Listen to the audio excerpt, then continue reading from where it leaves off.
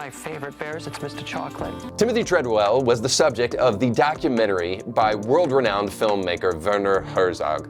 The film Grizzly Man shows the life and times of the eccentric animal rights activist who chose to live among grizzly bears in Alaska. He claimed to have bridged the gap between man and wild beasts like no one else before him. He had the secret powers of bypassing nature. His crusade was helping people become aware of the unfair reputation grizzly bears had earned, insisting they were more like Winnie the Pooh and less like murder machines with razor-sharp claws. Experts found Tim's work incredible and accused him of disregarding the power of nature. Gee, the lack of humility before nature that's being displayed here staggers me. Tim fired back with countless hours of videos of him pretending that these bears were no less than teddy bears in, of course, their natural wild habitat. Oh, he's a big bear. He's a big bear. Like many in our age, he believed he somehow was the exception. He could sin against nature and that there would be no repercussions for doing so. But the people are retarded. Like all before him who believed that they were better than objective truth, Tim learned a hard lesson. In 2003, he and his girlfriend were savagely attacked by a bear and killed. One wildlife expert who knew Treadwell said this: his death was tragic, but not unexpected. Once and for all, I will solve the mystery of Timothy Treadwell today on this show. I don't freaking know. He was a sad and lonely man who found something that would provide the needed attention that he never got doing anything else in society. He was desperate to know that his life mattered, like all of us, and since he couldn't find that meaning in society, he retreated to the wild. He was so desperate to find it, he settled for trying to find it among killing machines. Is it any wonder that people are trying to find it in the trans community under the knife of surgeons? If people can find likes on social media, even if it comes at the cost of lifelong pain, infertility, and bone density issues, there are people out there who will take that chance because the desire for meaning is so deeply etched into our souls. If you wonder why the suicide rate in the trans community is off the charts, it is because when people perform life-altering full-body plastic surgery with the expectation of finding this meaning and purpose and then do not find it, the doctors go away filthy rich, and the patients suffer in silence. You know, the surgery was just going so excellent, and the recovery process was perfect. And now, all of a sudden, overnight, my vagina just changed. Because they can't venture to go off the reservation and tell the new community that has accepted them and loved them, hey, this crap doesn't work. As the saying goes, The more you around, the more you're gonna find out. So as COVID makes a comeback, the Biden administration works to undermine the Second Amendment, and Oliver Anthony shares God's word on the biggest podcast in the world. I'll try to show you today how stupid secularism is. We'll talk about that and more today on Indie Thinker.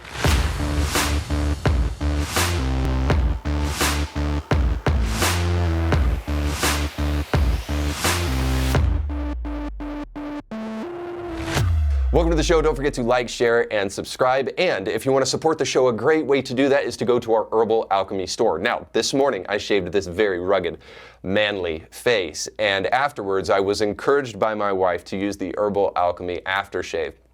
And I had never used an aftershave before in my life, but today I took a risk and I splashed on whatever aftershave really is at the end of the day. Usually I just shave, wipe the blood away, and then grunt and go to work. But today I was invigorated, I was refreshed as I splashed on this wonderful product. And most of all, I had the wonderful euphoric experience of getting my man card back while also pushing away woke, ridiculous products out of my bathroom. So Herbal Alchemy is your one-stop shop for all health and beauty products that are totally woke-free, but also totally chemical-free. It's cruelty-free as well, because who wants to be cruel to things, whatever that means. But of course, more importantly, when you support Herbal Alchemy, you're supporting Indie Thinker, but you're also supporting a great company that is not only a Christian company, but puts their money where their mouth is, because they fight to stop human trafficking around the world. So proceeds that come into their company go back out to stop human trafficking. So if you want to support the end of human trafficking, support Indie Thinker, then please go to the link down below in the description of this podcast where you can access great health and beauty products for men, for women. You can even kick coffee out of your kitchen by checking out Arise. There's a special promotion right now for Arise that you can find by going to the link down in the description of this podcast. You can go to bit.ly/IndieThinker where you can access the store, or again, you can click the link down below. But do so, and when you do so, you'll get your man card back if you're a man, get your woman card back if you're a woman, but more importantly, have the freedom of conscience to know that you are putting your money where your mouth is by supporting this great business. Well, I bet you never thought you would hear it. COVID is back, baby, and along with it, perhaps a whole host of mandates and potentially even lockdowns if the government feels froggy. Isn't it interesting that this is happening around election season yet again? By the way, I've already prophesied to you that we would hear a whole host of how white supremacy is the greatest domestic terror threat in the world, and that's already started to happen. After this Jacksonville shooter, of course, we didn't get anything of the like. We got whatever Biden's favorite ice cream flavor was when this Nashville shooter came to town. But with this Jacksonville shooter, of course, we got white supremacy and obviously the coded message of black people vote for me because I mean, I've done nothing to fight white supremacy if I actually believe that it is the domestic terror threat that I say it is. So anyway, Biden is full of, well, you know, but nonetheless, it's interesting too that we're hearing more conversation about COVID in the midst of this, because now we're hearing about a brand new variant of COVID that is now popping up close to election season. But of course, COVID didn't go anywhere. COVID is around now in every nation of the world and will never go away. It's basically going to be like seasonal flu now. But we've stopped hearing about it in the news until recently. Isn't that odd? But CNBC is here to help us, you know, relive our wonder years in 2020 and to relive our COVID mask mandates and lockdowns, because they bring us a story about a brand new COVID variant that apparently we need to know about. And it says this: an uptick in COVID cases and hospitalizations in the U.S. and the emergence of new variants of the virus are prompting questions about whether Americans should start masking up again. One thing's for sure, people infected with COVID should wear a mask around others to prevent the spread of the virus. For those not infected, the decision to mask depends on a few things. That includes your personal risk level, COVID rates in your region, and who you might make contact with, public health experts said. First and foremost, people in high risk of serious illness or death from COVID should consider wearing masks in crowded in public spaces, especially in poorly ventilated areas. Now, push aside for a moment the fact that we know that the vast majority of people wearing masks are not wearing N95 masks, and even if they were, there's all these questions as to whether or not even masking causes cancer if prolonged use of these masks is practiced. And beyond that, the fact that we know that the vast majority of people don't wear these masks correctly and that they basically do nothing as it comes to COVID. But here we are again experiencing deja vu with what took place in 2020. Have we not learned our lesson yet about compliance to the government and blind adherence and blind faith to science? Well, apparently not, because Lionsgate just the other day lifted their mask mandate that they had on their business. But they're not alone in trying to reinstitute the past, because according to CBS, mask mandates are back in schools and businesses. And they highlight in this article one school in Atlanta that has already instituted mask mandates and mandated social distancing and contact tracing. One would think that we've learned our lesson in the past from these things, how masks don't actually work, how Anthony Fauci is on record initially saying, hey, don't worry about wearing masks, and then is on record saying, hey, I was just lying to you because I wanted to secure surplus for nurses and doctors. So if he actually believed mask mandates were the cure-all for, or at least a protection against COVID, then essentially he's on record saying, I'm going to lie to you because doctors' lives are more important than your lives, and then I'm going to potentially tell you the truth, but really not tell you the whole truth, because now I'm going to tell you to wear 2 and 3 and 4 masks. And essentially this: if you don't realize by now that these people are liars, then there really is no hope for you. You are terminally compliant and you don't think for yourself. It's clear now that if the government can break the law for the sake of an emergency, that they will create an emergency for the sake of breaking the law. So in other words, it's important for us to think for ourselves about these kind of things and to really question, why in the world is COVID making a comeback? Why are we talking about it again? Why are we so willing to take our brains, throw them in the trash, and just trust the experts, the scientists?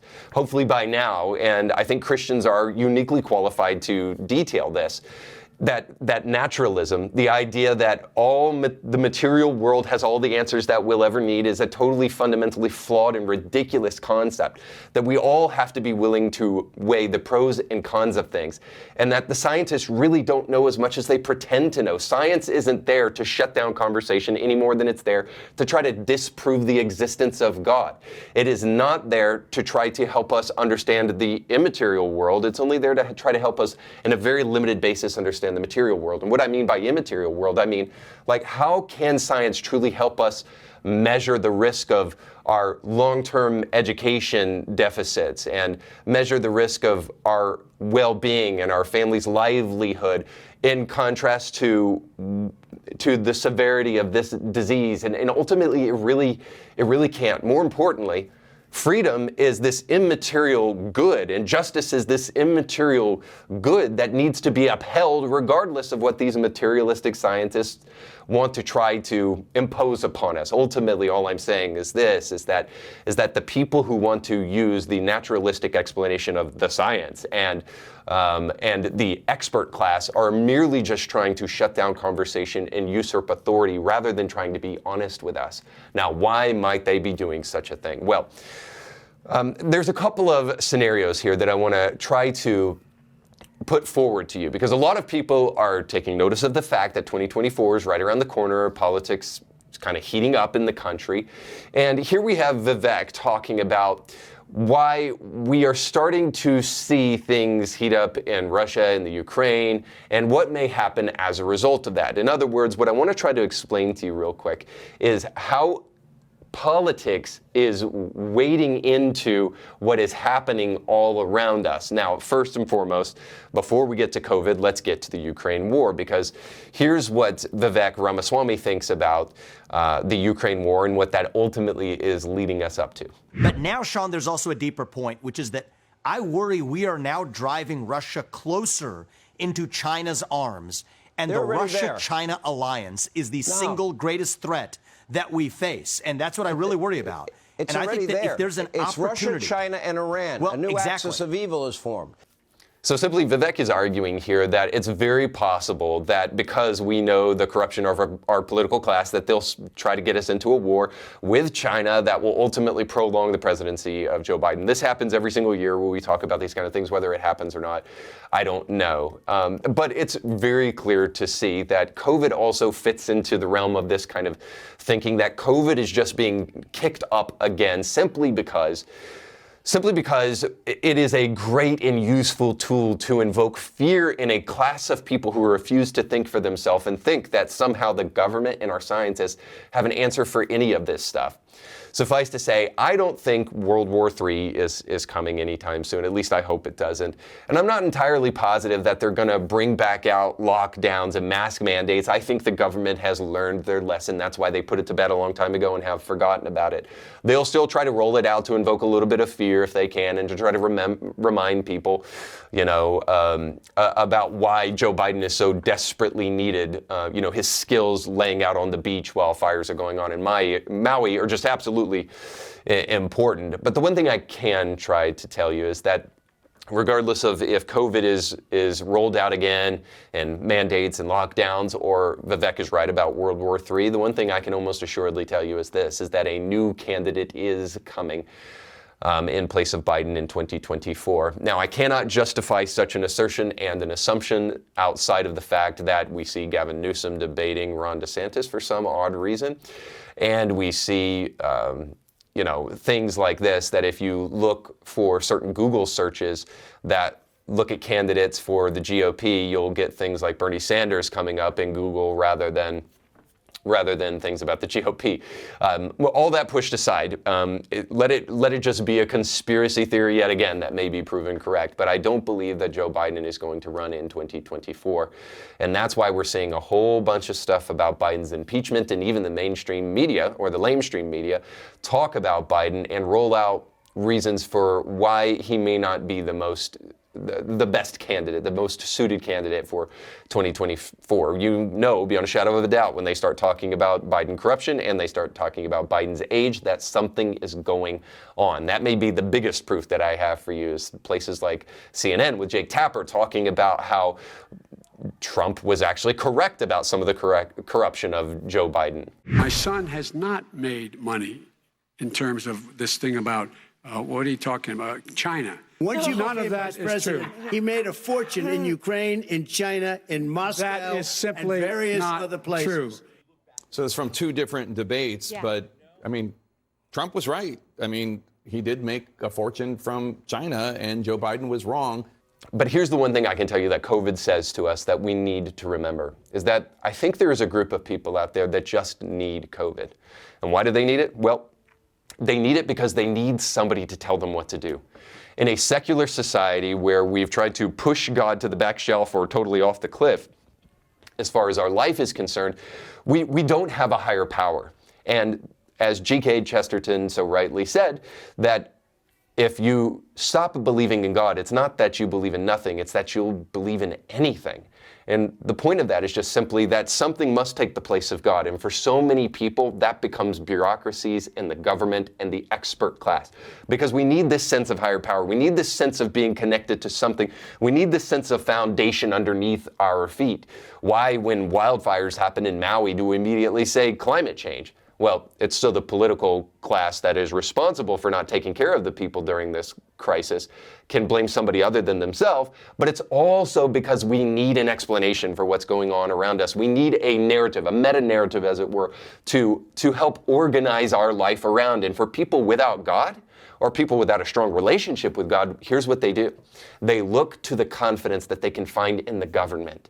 But boy, is your allegiance and your trust misplaced in that group of people. And if that hasn't already been revealed to you, again, I'm not sure that I can help you much with this show. Suffice to say that I would ask you to question whether or not you are putting in place of faith and trust in God, your faith and trust in government. And I'll just say this, the bigger the government gets, the smaller the individual gets. But the more you put your faith in not a lowercase g, but an uppercase G, God, the bigger the person gets, the more independent the person gets. So if I were you, I'd throw the government to the curb and place your faith in something bigger and something more permanent, because the government is not as squeaky clean as we might want to suggest. And we'll look at that in our next story as we look at the Biden administration, who just recently, without any act of legislative authority, began overturning laws with guns. Here's how this works. The Biden administration on Thursday proposed the broadest expansion of firearm background checks in decades, leveraging a provision of the bipartisan gun control law passed last year that requires thousands of unlicensed firearm brokers to register as federally licensed dealers. The regulations drafted by the Bureau of Alcohol, Tobacco, and Firearms and Explosives are intended to close loopholes involving gun shows and internet sales. They are part of President Biden's piecemeal efforts to enact a key policy goal: universal background checks, which has been repeatedly stymied by congressional Republicans. Federal law requires background checks only for purchases made through the about 80,000 firearm sellers who are engaged in the business of selling, shipping, importing, or manufacturing weapons. But unlicensed private sellers in many states have been able to legally sell at gun shows out of their houses and through online platforms without having to submit to the criminal and mental health background check required for the tens of thousands of gun sellers regulated by the government.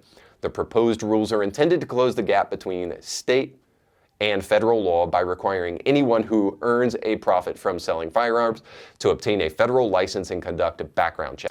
Now, upon first hearing that, some of you who have never practiced your Second Amendment right or believed in it, maybe you just hate the Constitution, or maybe you listen to the left and you believe that there are certain fundamental rights in the Constitution, like aborting your baby, but having a gun, which is explicitly stated in the Second Amendment, is not one of those rights.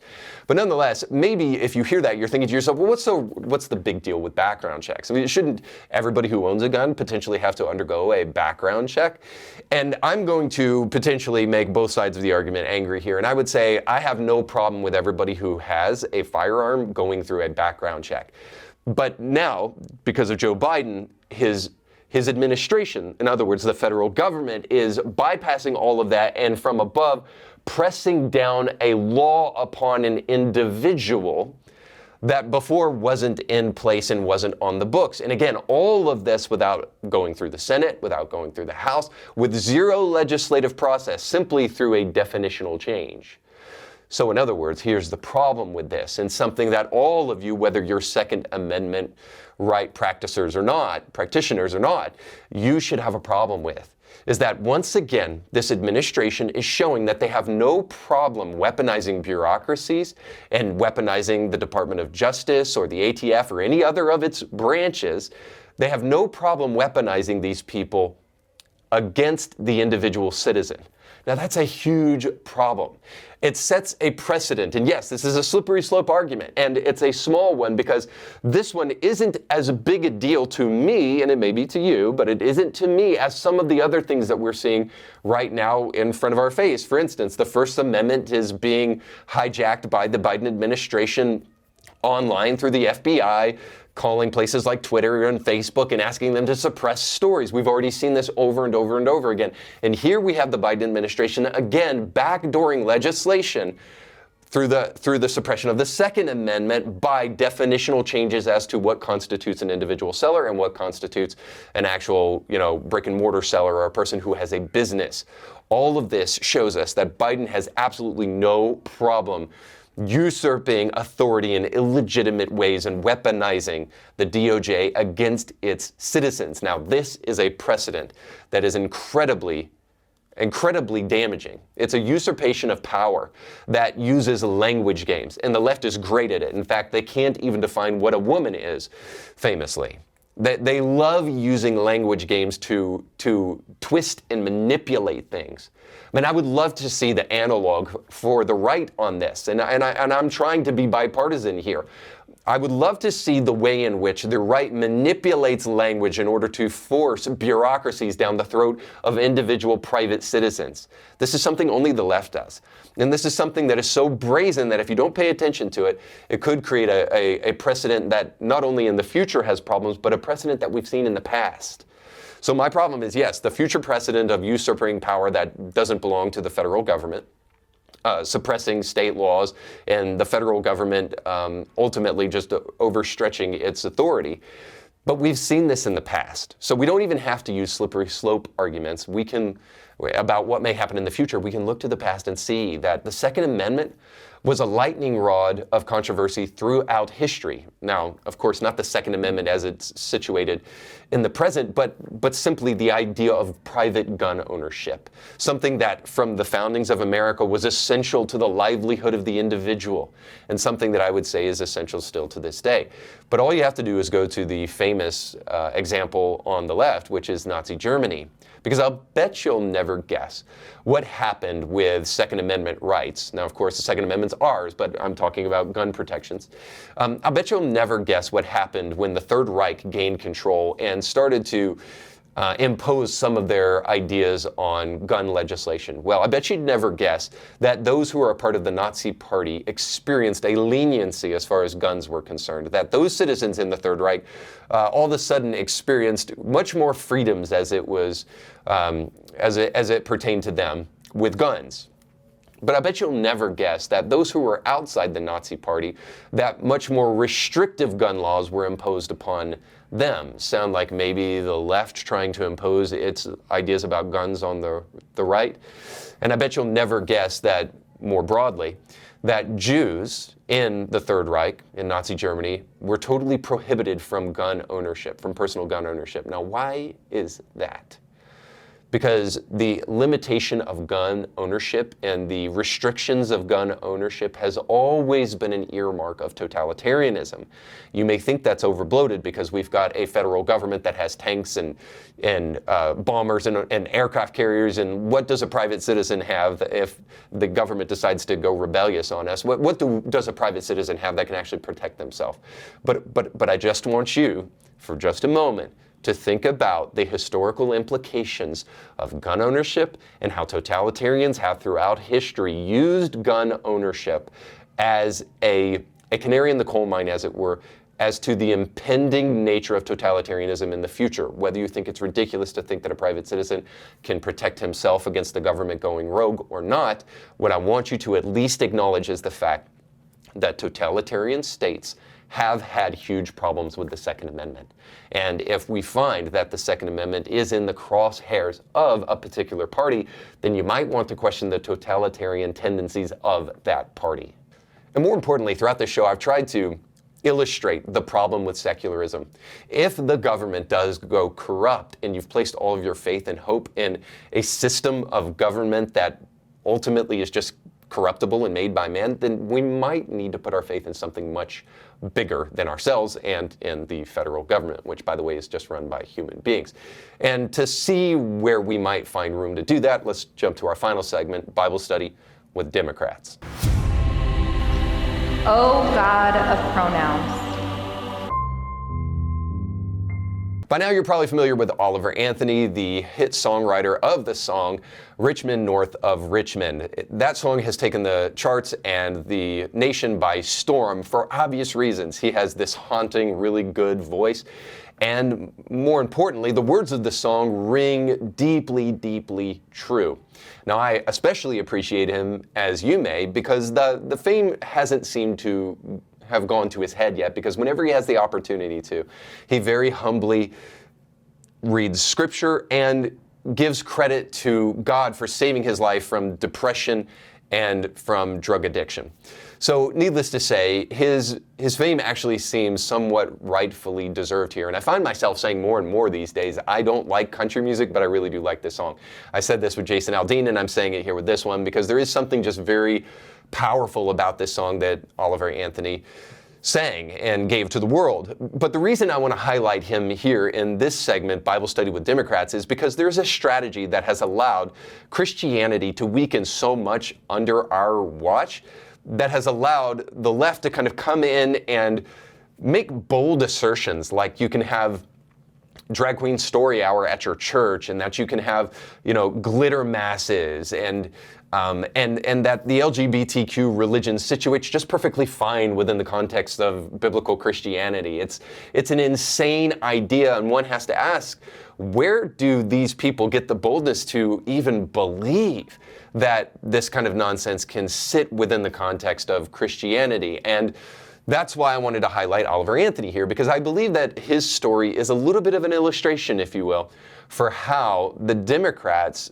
that have totally tried to butcher Christianity in this generation, how they are allowed to exist. Because very often, Christians have not been really great at addressing these issues in the past. Either we've been too iron-fisted and not really logical in being iron-fisted, or we've just not fought that battle whatsoever. And so I want to try to show you this via an illustration of Oliver Anthony, who just recently was on Joe Rogan and then also recently came out and made some personal comments. And I think this will start to make a little bit more sense. But first, let's go to the good. Let's go to Oliver Anthony talking about God on the biggest podcast platform in the world. Check it out. It's like, and I'll be very brief with this, I promise, but like one thing, ironically, it's Proverbs 4:20, which I thought you would like. So if there's anything better. Perfect.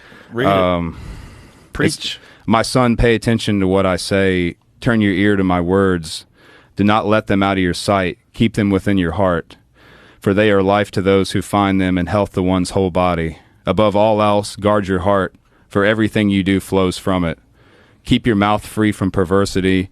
Keep corrupt talk far from your lips. Let your eyes look straight ahead. Fix your gaze directly before you. Give careful thought to the paths for your feet, and be steadfast in all your ways. Do not turn to the right or the left. Keep your foot from evil. But that's pretty profound. But the whole book of Proverbs is like that. Like, it's not preachy. It's not what you think. Like, it's good guidance. It's like good guidance that you would want a father to give to his son. Now, I love to hear this. And in fact, it's really interesting to see Hulk Hogan one week talk about Jesus and how Jesus has saved his life on the Joe Rogan Experience, and then for Oliver Anthony the following week to do the exact same thing. And to see Rogan kind of be more open-minded to Christianity is also interesting. I won't say he's on a spiritual journey yet of any great merit, and I won't say, oh, I can't wait for Joe Rogan to get saved, because man, just imagine if that guy got saved. That we've made those arguments far too often, the kind of like celebrity argument that, oh, he'd be great for the kingdom of God. And it's like, no man, Jesus is great, And whenever we realize who he is, that's what the world desperately needs. And I think this next clip will kind of illustrate that even more, because whenever Christians jump on the celebrity bandwagon, it usually backfires in their face. And I'm thinking Kanye in particular, because he was hot for a minute when he came out with his brand new album that he was trying to push in Christian circles, but it didn't take long for that crazy train to absolutely derail. And while of much different proportion, I think in this next clip you'll hopefully see why we need to be not so quick to jump on the celebrity bandwagon as it pertains to Christianity and universal truth that the world needs now more than ever. Because here's Anthony kind of taking an odd stance after singing such a powerful song like Richmond, North of Richmond. Check it out. If there is anything for me to address at all with you, it's that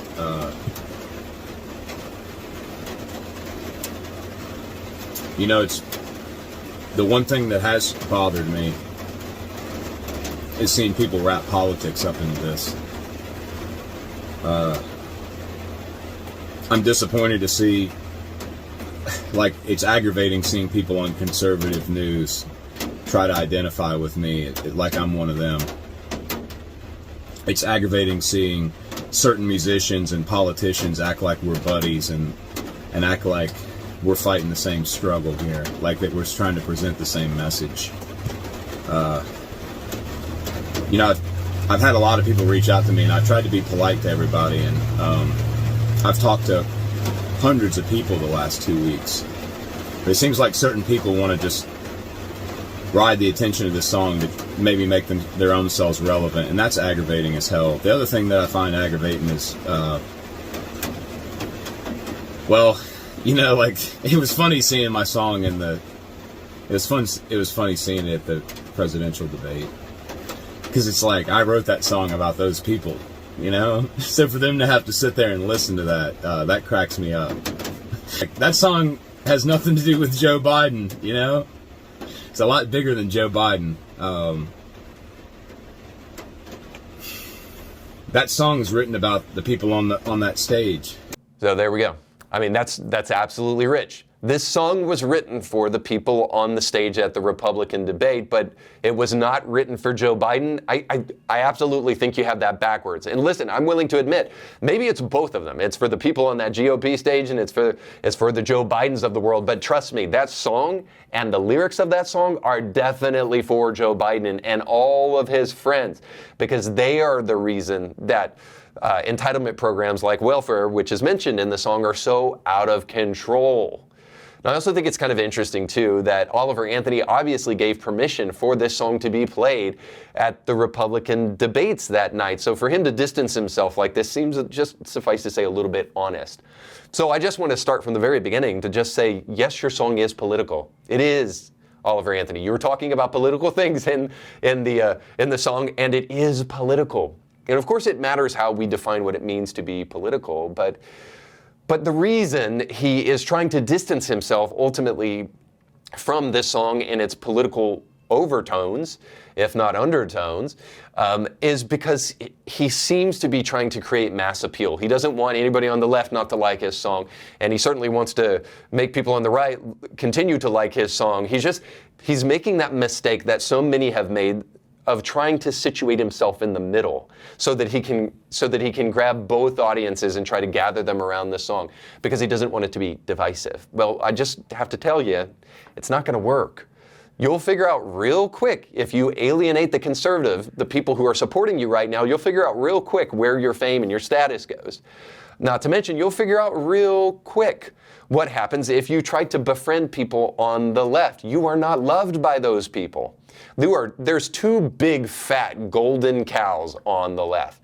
And that is the body positivity movement, which you made fun of in your song, and entitlement programs. So please, trust me. You are not finding friends on the left with your song. And you are taking a political stance because you're squarely speaking about things that resonate with conservatives. So your song is a conservative song. And it says what conservatives have been saying for years. There's nothing new in that song. These are all things that conservatives have been saying. But even if his song wasn't political, it should be. The center, which Oliver Anthony has come out and said he's kind of a political centrist. The center is a proxy almost always for cowardice and laziness. And here's what I mean by that. The center, especially for Christians, have been a position of cowardice in this way, that Christian pastors for far too long have tried to sit in the middle because they want to try to be sufficiently welcoming and pleasing to the people who are dead set against Christianity and, for all intents and purposes, hate everything that Christians stand for. And so they think that the way to reach those people is to try to stand somewhere in the middle. But of course, we know from Mr. Miyagi what happens if you kind of karate maybe. So it's a position of cowardice because you don't want to take a position because you're afraid of the repercussions, the social repercussions of really standing up for the issues that matter most. And it's laziness in that you can only really be a centrist on major issues if you just haven't taken the time to really think through these things. Because when you do, you oddly find yourself being pushed to one side or another, especially if you're a Christian. There really is no middle ground when it comes to the gender mutilation of children. You can't be a centrist there and be a Christian. So if you think you can, it's either because you're just being cowardly or because you haven't taken the effort and the time that it takes and the kind of mental maturity that you need to kind of think through these issues in a deep, deep way. So in other words, the center is no place, especially for a Christian, or at least just a thinking man. And this is why I wanted to bring this up. Because for the longest time, Christians have been using this kind of strategy. We'll talk about Jesus and we'll share the Bible and try to make sure that when we do so, we share passages that won't offend the sensibilities of modern man. And when it comes to divisive issues, we back down. Now, I'm grateful for Oliver Anthony. I'm grateful for his song. I'm grateful when he goes on Joe Rogan and he shares some of the things that he shared there in his testimony, because that's powerful. But it's also not enough. We need Christian men and women to stand up in the public square for the kind of political issues that really matter when it comes to issues of like gay marriage, when it comes to issues of abortion, when it comes to issues of transgenderism. But by and large, many Christians have not stood up for those things. And as a result of it, the left has slowly but surely encroached in on the church and taken that captive, just like they have the media, because common sense won't rule the day when the postmodern neo-Marxist left is slowly but surely taking territory because we won't defend it.